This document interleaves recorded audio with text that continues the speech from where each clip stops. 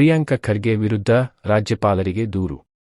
ನಗರದ ವಿಧಾನಸೌಧದಲ್ಲಿ ಮಾತನಾಡಿದ ಛಲವಾದಿ ನಾರಾಯಣಸ್ವಾಮಿ ಅವರು, ಕೆಎಡಿಬಿಯಿಂದ ಸಿಯ ನಿವೇಶನವನ್ನು ಖರ್ಗೆ ಕುಟುಂಬಕ್ಕೆ ಹಂಚಿಕೆ ಮಾಡಲಾಗಿದೆ.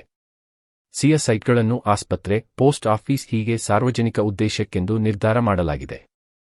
ವೈಯಕ್ತಿಕವಾಗಿ ಸೈಟ್ ಹಂಚಿಕೆ ಮಾಡಲು ಸಾಧ್ಯವಿಲ್ಲ, ಟ್ರಸ್ಟ್ಗೆ ಮಾತ್ರ ಕೊಡೋದು. ಇದು ಒಂದು ಮನೆಗೆ ಸೀಮಿತವಾಗಿ ಟ್ರಸ್ಟ್ ಇದೆ. ಗುಲ್ಬರ್ಗದಲ್ಲಿ ರಿಜಿಸ್ಟರ್ ಆಗಿದ್ದು, ಅದು ಪ್ರಿಯಾಂಕ್ ಖರ್ಗೆ, ರಾಧಾಕೃಷ್ಣ ಇವರ ಹೆಸರಲ್ಲಿದೆ ಎಂದರು.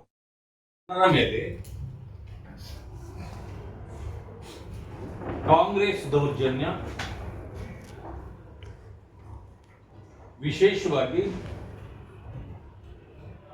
ಉಪಮುಖ್ಯಮಂತ್ರಿಗಳಾಗಿರ್ತಕ್ಕಂಥ ಡಿ.ಕೆ. ಶಿವಕುಮಾರ್ ರವರು ಈ ಬೆಂಗಳೂರಿನ ಜನರಿಗೆ ಕೃತಜ್ಞತೆ ಇಲ್ಲ,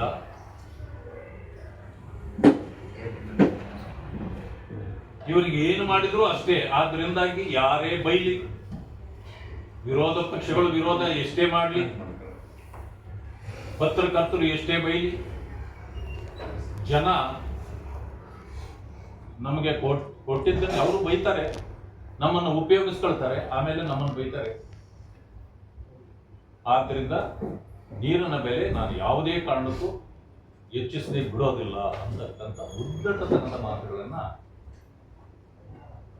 ಮಾನ್ಯ ಉಪಮುಖ್ಯಮಂತ್ರಿಗಳು ಮಾಡಿದ್ದಾರೆ.